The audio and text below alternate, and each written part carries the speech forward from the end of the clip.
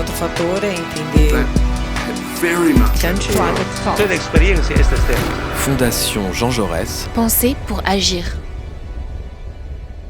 Bonjour à tous, je suis très heureux d'accueillir Isabelle Facon pour un entretien sur la crise en Russie avec l'Ukraine, mais aussi au-delà de la puissance russe aujourd'hui. Isabelle nous fait le plaisir de participer à cet échange malgré un agenda très chargé, on peut le comprendre.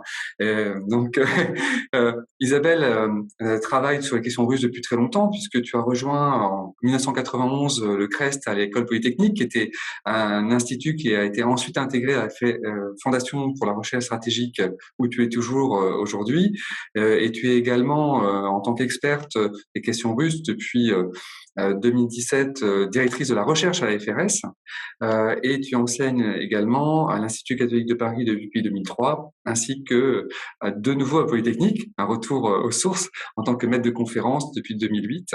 Donc tu es une experte très reconnue sur les questions russes, on a eu l'occasion d'échanger depuis des années sur le sujet, et je serais très heureux d'avoir avec toi un échange pour mettre en perspective la crise actuelle, parce que souvent on fait un commentaire à chaud de l'actualité, et malheureusement on n'a pas toutes les informations et on n'a pas la profondeur de champ pour comprendre les enjeux.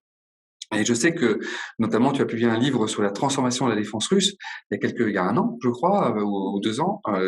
Tu es certainement une des personnes les plus qualifiées pour comprendre ces sujets. Donc, ma première question serait, depuis à peu près une décennie, on a un vrai effort de modernisation d'une armée qui est héritée de l'époque soviétique.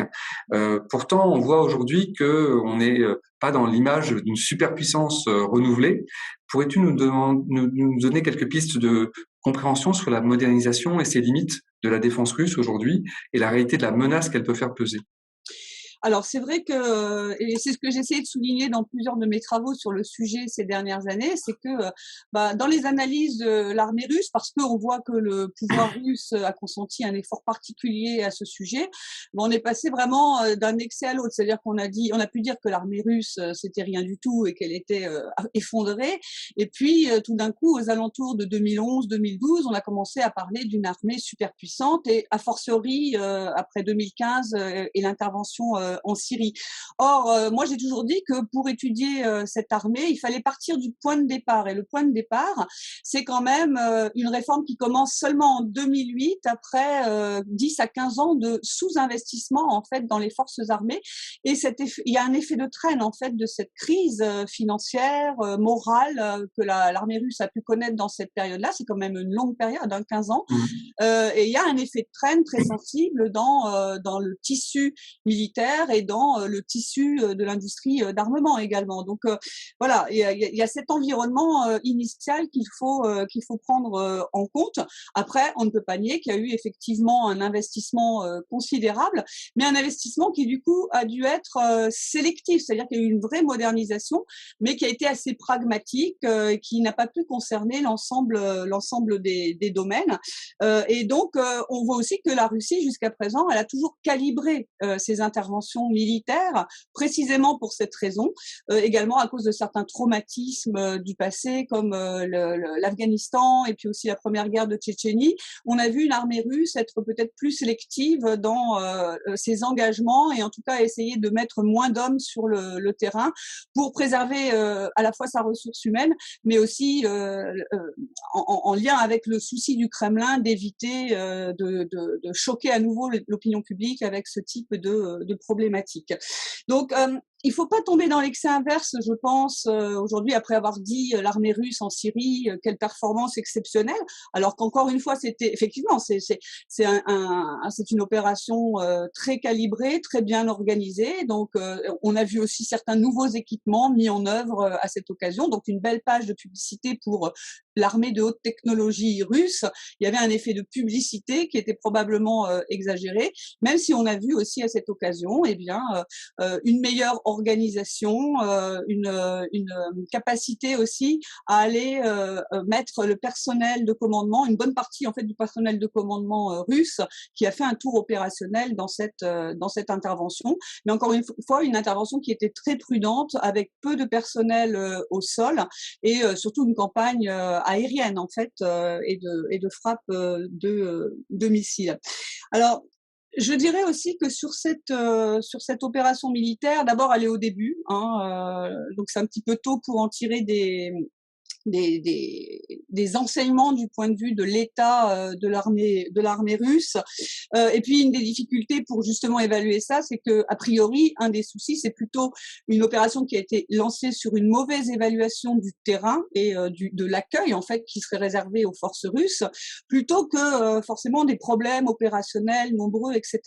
En revanche, je trouve que l'on retrouve sur le terrain ukrainien une difficulté qui est chronique en fait dans l'armée russe, c'est-à-dire le problème de ressources humaines. C'est-à-dire qu'on a un peu une force armée à deux vitesses à ce niveau-là, parce qu'il y a une crise démographique, il y a aussi un manque d'envie des Russes d'aller servir dans l'armée à travers le service militaire. Donc le service militaire, il a été réduit à 1 an, et donc on a une masse quand même. Alors il y a plus de contractuels aujourd'hui, c'est 400 000 hommes à peu près contre 225 000 conscrits. Donc on voit que progressivement la part des contractuels prend plus de place dans l'outil militaire russe. Et on a l'impression d'avoir une armée un peu à deux vitesses avec une masse de conscrits et une partie des contractuels qui sont pas forcément très motivés, qui sont pas forcément très bien entraînés. Et puis de l'autre côté, des forces sur lesquelles vraiment on a mis le paquet, si j'ose dire, en termes de professionnalisation, en termes aussi de montée des effectifs. Et ça, ce sont les forces d'élite, en fait, les unités d'élite, les forces spéciales, les troupes aéroportées, l'infanterie de marine. Et donc ces forces, ces unités d'élite, là, on voit qu'elles sont vraiment très à l'œuvre sur le terrain ukrainien actuellement. Mais on retrouve cette image d'une armée dont le personnel, la ressource humaine est à deux vitesses. Je crois que là, comme il y a plus d'hommes sur le terrain, on voit bien en fait cette divergence, cette différence finalement au niveau de la qualité de la ressource humaine. Après, sur d'autres éléments, beaucoup pointent le fait que l'armée, les forces aérospatiales sont sous-utilisées, c'est pas forcément évident d'en tirer des leçons sur quoi que ce soit, parce qu'il semblerait que quand même, comme justement l'armée russe pensait arriver sur un terrain relativement calme où après avoir neutralisé les infrastructures militaires stratégiques de l'Ukraine, eh bien on allait gagner les cœurs et les esprits et pouvoir stabiliser la situation relativement rapidement. Un des objectifs, ça a été initialement d'essayer de faire le peu de dommages collatéraux et aussi de ne pas faire de frappe de risquer de toucher les forces russes au sol. Donc c'est un peu difficile en l'état actuel des choses, sachant qu'on est vraiment là arrivé à une phase plus dure, je pense, du conflit, de tirer des conclusions sur l'état des forces aérospatiales et s'expliquer pourquoi elles sont peu utilisées. Et donc sur la menace finalement que fait peser sur nous, j'imagine, l'armée russe dans l'hypothèse d'un conflit. Moi, ce que j'observais ces dernières années, c'était plutôt une Russie qui essayait de tout mettre en œuvre pour éviter de se retrouver dans un affrontement avec l'OTAN, tout en, bien sûr, en faisant de l'intimidation, en envoyant ses avions dans l'espace aérien ou à proximité de l'espace aérien des pays de l'OTAN, etc. Il y avait beaucoup d'exercices aussi dans les zones de contact Russie-OTAN. J'ai quand même l'impression qu'on avait plutôt une Russie qui essayait justement de se prémunir face à cette hypothèse en essayant de se doter dans une perspective dissuasive d'un avantage quantitatif et dans une certaine mesure qualitative dans les zones de contact. Donc c'est en Baltique, Kaliningrad Baltique, c'est la mer Noire, c'est de plus en plus la Méditerranée orientale, c'est le Grand Nord, avec un petit peu partout l'installation de batteries côtières, de systèmes anti-aériens relativement performants. Avec une volonté très claire de la Russie de dire, voilà, sur le papier, l'armée russe, effectivement, elle est sans commune mesure avec les forces cumulées de l'OTAN et aussi parce que dans l'OTAN, il y a les forces américaines et ça, je pense que c'est vraiment pris en considération par les autorités russes. Mais le message qu'ils essayent, et je crois que ça s'illustre encore aujourd'hui dans la guerre à laquelle on assiste malheureusement, c'est que dans la guerre, il y a aussi un choc des volontés. Et ce que la Russie, ces dernières années, malgré les faiblesses relatives de son appareil militaire, qui se porte mieux, mais qui a encore des difficultés, eh bien, il y a y a une volonté qui peut faire la différence.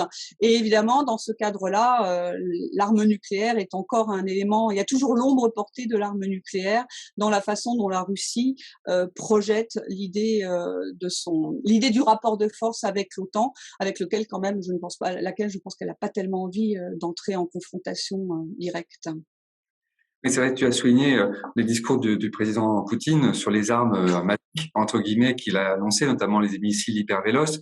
Et c'est vrai que c'est plutôt un affrontement non pas avec une Ukraine, mais plutôt avec une Amérique qui pourrait être utilisée. Et je pense que c'est aussi important de rappeler que, comme tu l'as souligné, l'engagement en Syrie ou ailleurs, ce sont des micros-engagements qui sont plutôt des forces spéciales qui vont appuyer un régime et non pas une guerre comme l'Afghanistan qui a complètement traumatisé par des générations de Russes parce que c'était une guerre massive où on est beaucoup plus proche de ce qui se passe aujourd'hui en Ukraine. Et alors, le parallèle avec l'Afghanistan est intéressant aussi parce que finalement, les Russes sont allés en Afghanistan en pensant renverser rapidement un gouvernement qui était un coup d'État qui était contre le régime communiste, et très rapidement ils se sont trouvés embourbés dans une situation où ils étaient pas du tout accueillis à bras ouverts, comme tu le disais, remporter les cœurs n'était pas facile. Aujourd'hui, on voit bien que la crise ukrainienne s'inscrit dans le temps long, puisqu'on peut faire remonter en 2014 à la création, l'autoproclamation des républiques de Louhansk et Donetsk.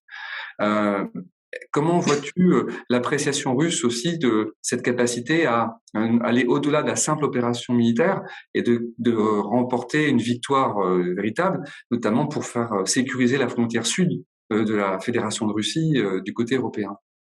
Moi, je pense que sur cette affaire ukrainienne, il y a depuis le début une mauvaise lecture en fait de ce qui se passe en Ukraine. C'est ça qui est le plus préoccupant dans cette histoire. C'est pour ça aussi qu'il est difficile d'analyser ces ratés que l'on constate dans la première phase de cette opération, enfin de cette guerre, à l'aune des performances opérationnelles, alors que de toute évidence, on sent que les difficultés, elles viennent d'une mauvaise appréciation de ce que la Russie allait pouvoir réaliser sur le terrain ukrainien. Donc d'après ce que l'on en comprend, il y avait l'idée qu'après avoir invalidé la majeure partie des infrastructures militaires ukrainiennes, il y aurait la poussée vers Kiev, mais qu'on obtiendrait une reddition rapide face à cette pression militaire, que la population ukrainienne serait relativement apathique, même si évidemment ils s'attendaient certainement à des poches de résistance ici ou là. Et c'est quand même pas anodin que Poutine ait appelé les militaires ukrainiens à prendre le pouvoir. Et ça témoigne d'une grille de lecture de l'Ukraine qui est quand même très erronée.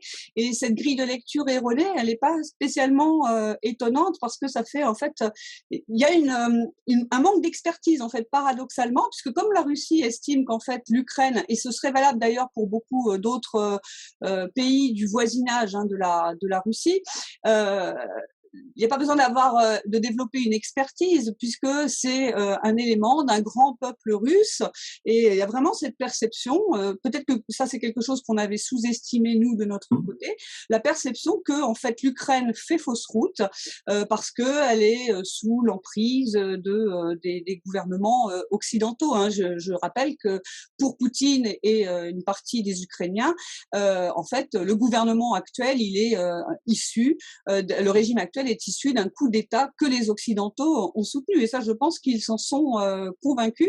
Et ça rejoint donc ce problème d'expertise sur l'Ukraine. Autant vous avez au ministère des Affaires étrangères ou au MIMO des très forts départements sur les États-Unis, sur l'Europe, de plus en plus sur l'Asie et la Chine.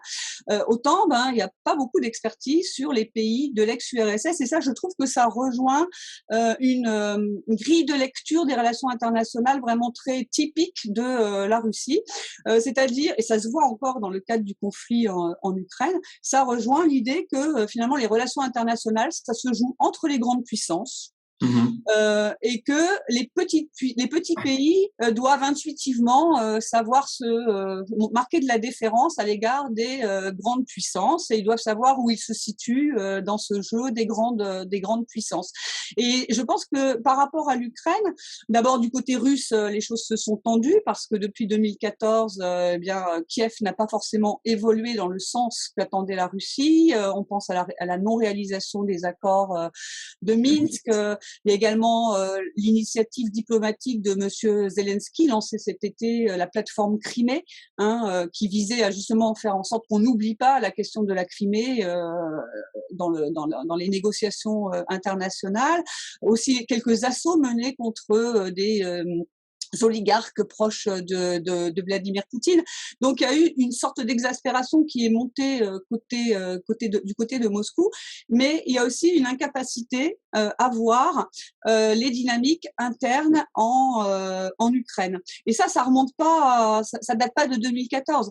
On se souvient que dès les années 90, on avait des déclarations tonitruantes, par exemple du maire de Moscou, qui estimait que l'Ukraine devait rendre Sébastopol et la péninsule de Crimée. Beaucoup d'officiels russes qui parlaient des peuples frères, donc l'idée d'un grand peuple russe dont l'Ukraine, dont les Ukrainiens font partie. Je me souviens aussi, on parlait toujours de Monsieur Medvedev quand il était président de 2008 à 2012. On parlait de lui comme de quelqu'un qui est peut-être plus libéral, plus ouvert, mais ça n'avait pas empêché d'écrire en 2009 aux autorités ukrainiennes à la veille d'une échéance électorale qu'il espérait que cette prochaine échéance électorale allait déboucher sur un gouvernement qui serait plus ouvert sur la Russie, qui mènerait une politique moins anti-russe, etc. Donc quand même, on pourrait presque voir ça comme de l'ingérence dans les affaires intérieures de l'Ukraine. Et dans toutes les révolutions, que ce soit 2003, que ce soit 2014, il y a une sous-estimation en Russie des dynamiques propres interne à l'Ukraine, d'une certaine vitalité aussi de la société civile ukrainienne qu'on n'a effectivement pas du tout dans la même ampleur, en tout cas en Russie.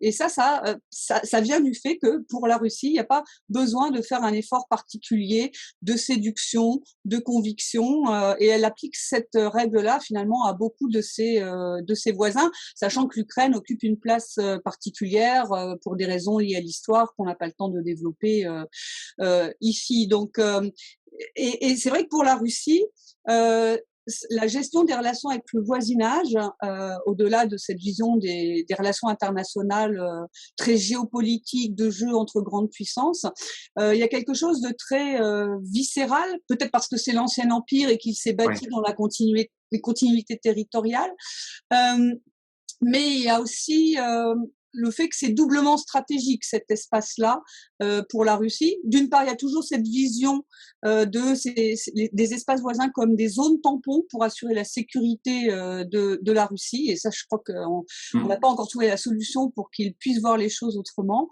Et puis, un deuxième élément qui est que finalement des relations étroites ou un contrôle sur ces États, un contrôle politique, c'est aussi une façon pour la Russie d'assurer son rayonnement dans le reste du monde, vers l'Europe, vers le Sud, vers l'Asie.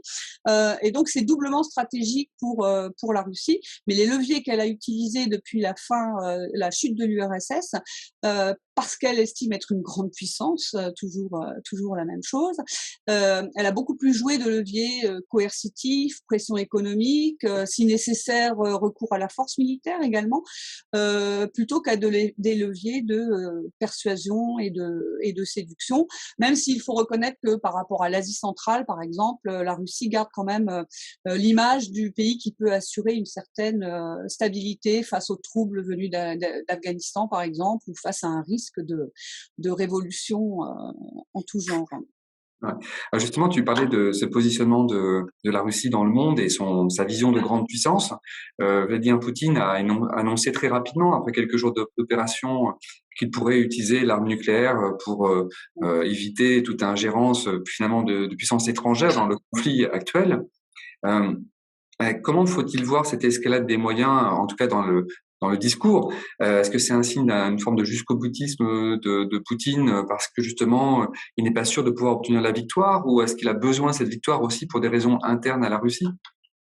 Alors, c'est vrai que d'abord, il l'a suggéré dès le 24, dès le lancement de son opération militaire spéciale, puisque ce n'est pas une guerre dans la perspective de Moscou. C'est un terme qui ne doit pas être utilisé. Donc, c'est une opération militaire spéciale.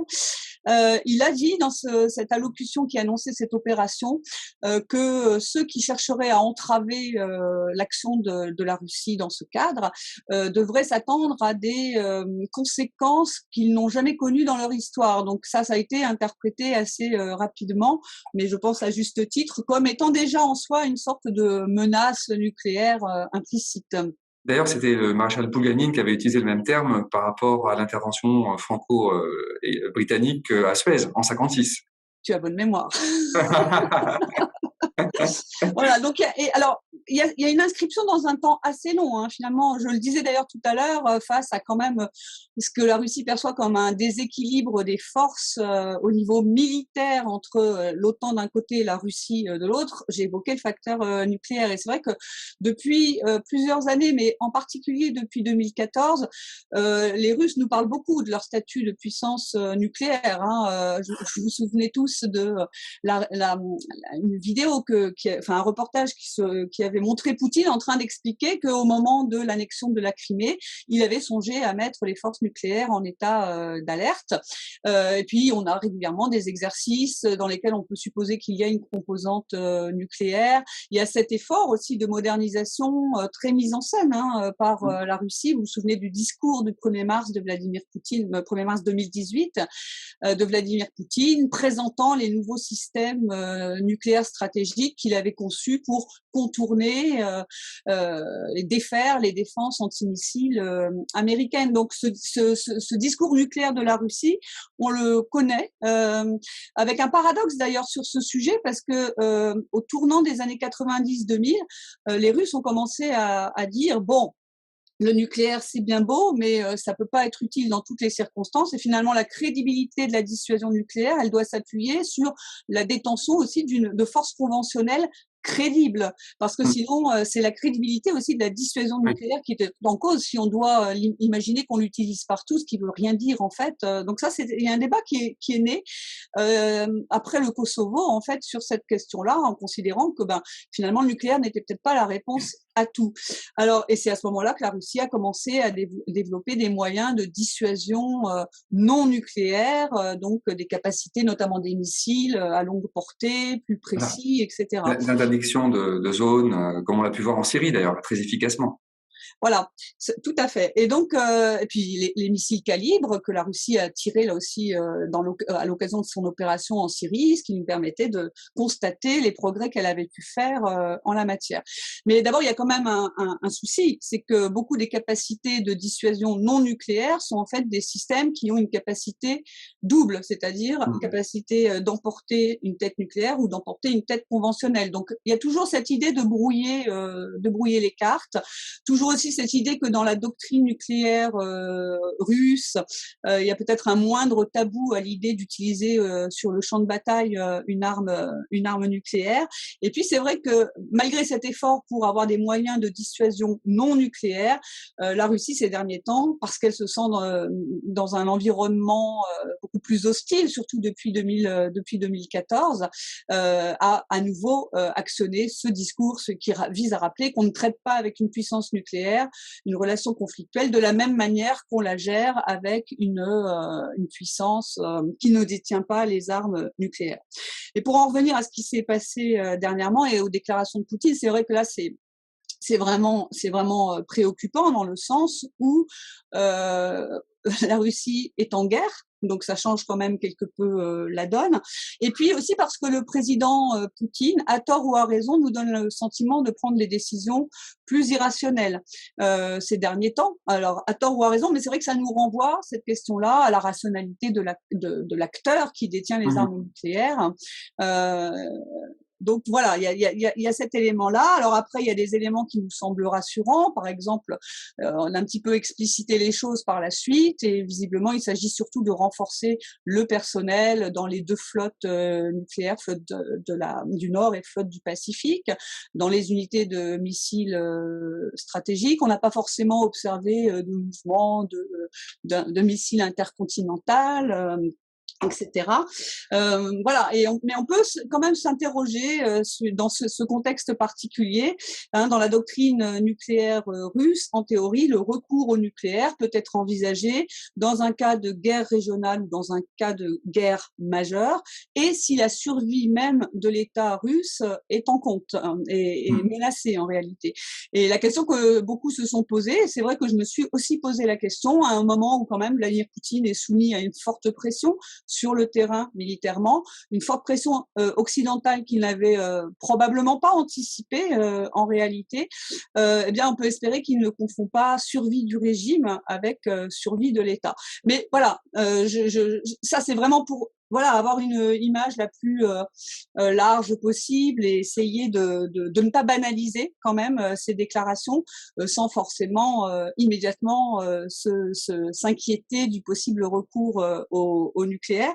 Mais en tout cas, ce que veut dire la Russie dans ce cadre-là, c'est très certainement d'une part rappeler l'asymétrie des enjeux. C'est-à-dire, ça, ils nous le disent beaucoup depuis quelques années, de différentes manières, parfois directement, parfois implicitement. C'est-à-dire, pour nous, l'Ukraine, c'est un enjeu stratégique vital. Pour vous, occidentaux, ce n'est pas le cas. Donc, réfléchissez-y à deux fois. Il y a l'idée aussi de mettre la pression sur les gouvernements occidentaux en donnant de l'émotion, en fait, en créant de l'émotion auprès des opinions publiques. Ça, c'est certainement une partie du calcul. Et puis, j'imagine aussi que le choix de faire cette déclaration n'était pas seulement lié aux sanctions que nous avons prises, mais aussi à la perspective que la Russie allait devoir utiliser la force de manière beaucoup plus massive, en arriver à des méthodes plus traditionnelles dans le recours à la force. Donc, je pense qu'on le voit déjà et je pense que ça va s'intensifier, c'est-à-dire des frappes beaucoup plus importantes et peut-être beaucoup plus de dégâts et de pertes parmi les civils. Donc, il n'est pas impossible que la Russie ait aussi utilisé cet argument nucléaire pour rappeler le rapport de force à un moment où probablement elle va recourir de manière beaucoup plus intensive à la force en Ukraine. D'accord. Donc enfin, on voit bien, c'est un jeu d'équilibre finalement de puissance, comme tu l'évoquais tout à l'heure. Et dans cet équilibre des puissances, bien sûr, la Russie n'est pas capable de conduire une politique à l'échelle des États-Unis. Et donc, elle a développé aussi ce qui différencie la période soviétique, des rapports d'équilibre aussi avec la Chine, mais aussi avec l'Inde ou l'Iran. Comment peut-on apprécier justement cette vision globale en fait de la Russie des enjeux pour pouvoir atteindre ses objectifs, qui sont de sécuriser la mère patrie finalement, qui est un discours, un terme qui est souvent repris par Poutine, la mère patrie comme un sanctuaire qu'il faut protéger avant tout. Alors déjà, on peut s'interroger sur ce qui va advenir de cet effort d'équilibre ces dernières années. C'est vrai où on a vu la Russie on en parle rarement, mais quand même essayer d'aménager un vrai mouvement vers l'Asie. Alors ce mouvement, pour l'instant, il est quand même il y a une prédominance de l'axe chinois pour plein de raisons sur lesquelles on n'a pas le temps de revenir. Mais il y a aussi le développement des relations avec l'Inde, avec les pays de l'ASEAN dans une autre mesure, le Vietnam, etc.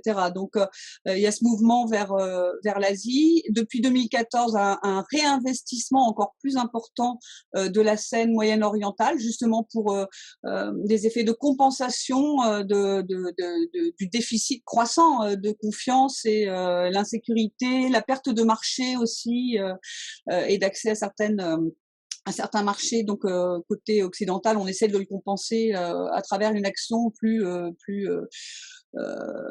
multiforme, mais plus active en tout cas au Moyen-Orient. Mais c'est vrai qu'on a un peu le sentiment aujourd'hui, là aussi il faudra voir comment les choses évoluent, que par cette guerre en Ukraine, Poutine risque de finalement mettre un petit peu en cause cet héritage de politique étrangère que nous, occidentaux, nous n'avons pas trouvé très positif, parce qu'en plus ce projet s'est bâti plutôt contre nous, mais où on a quand même vu la Russie Russie réussir à renforcer son image sur la scène internationale, à donner l'impression d'une diplomatie plutôt efficace au Moyen-Orient, une image d'efficacité militaire en Syrie, on vient d'en parler, une Russie qui a réussi à se rendre plus ou moins incontournable sur pas mal de dossiers, alors avec des leviers souvent négatifs et coercitifs, mais qui a quand même réussi à se réimposer dans le jeu international. Et à ce sujet, je trouve intéressant de souligner qu'il y a eu une lettre, il y a eu beaucoup de gens qui se sont quand même manifestés contre cette guerre en Russie,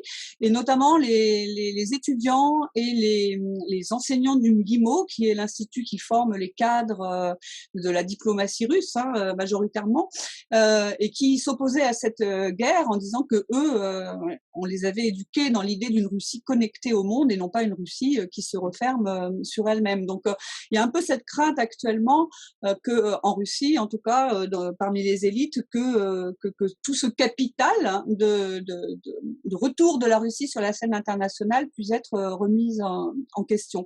Et donc, ce retour de la Russie sur la scène internationale, il s'est quand même beaucoup bâti en opposition aux modalités imposées par les Occidentaux dans l'après-guerre froide. Et en tout cas, il y a une perspective révisionniste en fait de la part de la Russie à ce sujet-là, en considérant que les pays occidentaux se considèrent comme les vainqueurs de la guerre froide, qu'ils ont imposé un ordre international qui ne convient pas à la Russie parce qu'elle n'a pas participé à sa conception, et puis elle l'utilise aussi parce qu'elle pense, et là je pense à juste titre, qu'il y a d'autres pays dans le monde qui sont aussi dans cette perspective-là de volonté d'établir un monde multipolaire, pour reprendre un des slogans favoris de Vladimir Poutine. Mais donc, s'il poursuit cet agenda, il le poursuit d'ailleurs depuis 2007. En 2007, c'est le discours de Poutine à Munich, à la conférence de sécurité de Munich. Et en fait, les dés sont jetés, à mon avis, à ce moment-là. Et dès lors, en fait, il n'aura de cesse de donner corps, finalement, à cet agenda pour reprendre les termes de Sergueï Lavrov, ministre des Affaires étrangères, désoccidentaliser le monde, ça c'est le terme, voilà. Mais si les Russes font ça, c'est aussi parce qu'ils pensent que c'est une carte à jouer pour rehausser leur propre standing international, puisqu'il y a des grandes puissances qui sont quand même plutôt sur la même ligne d'analyse quant à l'action des Occidentaux sur la scène internationale. Donc c'est sur ça surtout que c'est basé le projet de puissance internationale de Poutine. Alors, on voit que dans ce cadre-là, c'est vrai qu'il y a un peu la Ligue des États parias ou les États autoritaires aussi. Et d'ailleurs, on l'a retrouvé un petit peu dans le vote hier de la résolution à l'Assemblée générale. Donc, des pays qui sont proches de Poutine, proches de la Russie en tout cas, donc on retrouve qui se sont opposés à cette résolution. Donc, c'est la Biélorussie, c'est la Corée du Nord, c'est la Syrie et je crois l'Érythrée, plus le cinquième qui est bien sûr la Russie. Après, il y a des abstentions et les abstentions, c'est pas évident d'analyser finalement le sens d'une abstention, mais on retrouve dans ceux qui se sont abstenus des pays qui quand même ces dernières années se sont positionnés plutôt dans la même ligne que la Russie sur la volonté de contrecarrer certains projets occidentaux sur la scène internationale. Donc on retrouve la Chine, même si on sent qu'elle est potentiellement gênée quand même par certains aspects. Il y a l'aspect séparatisme, il y a l'aspect également instabilité suscité par cette intervention de la Russie, et notamment dans une partie du monde où quand même ces routes de la soie sont censées aboutir ou en tout cas passer par là. Et il y a des projets en Ukraine, etc. Donc, mais d'un autre côté, il y a quand même une certaine solidarité entre la Chine et la Russie sur la question de la pression occidentale, des sanctions occidentales. Donc là, on retrouve d'autres pays qui se sont abstenus, qui sont sur cette ligne-là. L'Iran est dans cette perspective-là. Et d'ailleurs, on retrouve ces pays qui se sont abstenus. La plupart sont des pays membres de l'Organisation de coopération de Shanghai, que la Russie, avec la Chine, ont souvent mis en avant comme étant l'incarnation un autre modèle finalement de relations internationales où on se respecte les uns les autres, etc. Sauf que encore une fois, sur ce sujet-là, ça se passe entre grandes puissances. à la rigueur entre puissances régionales, mais encore une fois, les pays autour sont censés comprendre où est leur place dans dans cet ordre-là. Et ce qui est surprenant, c'est également, et ça c'est sans doute le fruit de l'effort de la Russie au Moyen-Orient et en Afrique, un certain nombre de pays qui se sont abstenus, notamment en Afrique, sur cette résolution. Il y a d'autres pays, c'est plutôt une sorte de reconnaissance vis-à-vis de Moscou qui les a défendus face à des révolutions ou à des coups d'État, etc., des tentatives de coups d'État. Mais on voit aussi que voilà, la Russie, là, à travers ces quelques abstentions, peut aussi capitaliser sur les acquis qu'elle a pu accumuler ces derniers temps en Asie, en Afrique, au Moyen-Orient. Mais voilà, dans ce cadre-là, ça peut lui ouvrir quelques portes. Ça peut effectivement, je crois que Joe Biden a dit qu'il voulait faire de la Russie un paria, donc ça montre que c'est peut-être un peu plus compliqué que ça. Mais de toute évidence, la guerre en Ukraine, parce qu'elle amène de l'instabilité, et ça beaucoup de pays n'y sont pas favorables, c'est certain que l'image de la Russie va être écornée, y compris du côté de ses partenaires traditionnels. La Chine, l'Inde et l'Iran en particulier. Merci beaucoup Isabelle pour ces clés de lecture qui permettent de comprendre la façon dont la Russie peut appréhender le conflit avec l'Ukraine et replacer ce conflit dans une logique beaucoup plus globale en fait de vision de grande puissance que la Russie essaie de restaurer depuis 15 ans hein, et qui aujourd'hui peut être aussi challengée finalement par des décisions qui sont un peu des coups de poker de la part du président Poutine. Ouais. Je te remercie beaucoup et on a peut-être l'occasion d'en rediscuter prochainement quand on verra la situation. Beaucoup à dire, effectivement, mais bon, on s'arrête là, effectivement. Merci. Merci Renaud.